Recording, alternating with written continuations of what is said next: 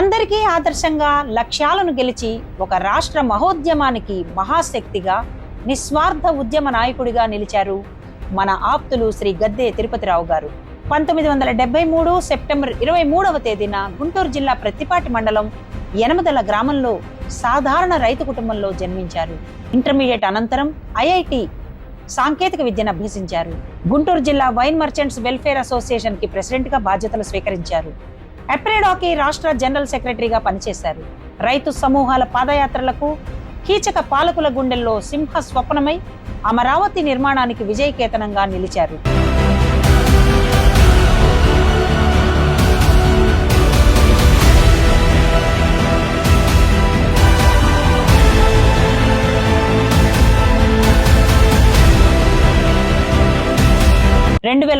లో జనసేన అధినేత శ్రీ పవన్ కళ్యాణ్ గారికి ప్రోగ్రామ్ కోఆర్డినేటర్ గా బాధ్యతాయుతంగా పనిచేశారు. అప్పటి ప్రభుత్వం అమరావతిని పూర్వపక్షం చేస్తూ 3 రాజధానులు ప్రకటన చేసిన దరిమిల రాజధాని ప్రాంతంలో తనకు భూమి లేకపోయినా రాష్ట్ర ప్రజల ప్రయోజనాల కోసం తలపెట్టిన రాజధానిగా అమరావతి నిలబడాలి అనే దృఢ సంకల్పంతో అమరావతి పరిరక్షణ సమితిని ఏర్పాటు చేసి ప్రధాన కార్యదర్శిగా సేవలు చేస్తున్నారు శ్రీ గద్దె తిరుపతిరావు గారు.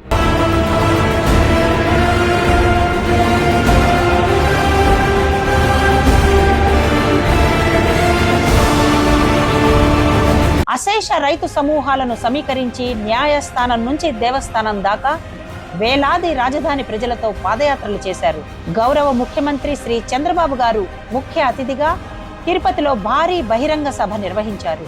ఒంటరిగా యోధుడిగా అమరావతి నుండి అరసవెల్లి వరకు పాదయాత్ర చేసిన మహా వ్యక్తి శ్రీ తిరుపతిరావు గారు. అమరావతి నుంచి దేశ రాజధాని వరకు ప్రజలతో రైలు యాత్ర, ఢిల్లీలో భారీ రైతు ప్రదర్శన మొదలైనవి అవలీలగా నిర్వహించారు.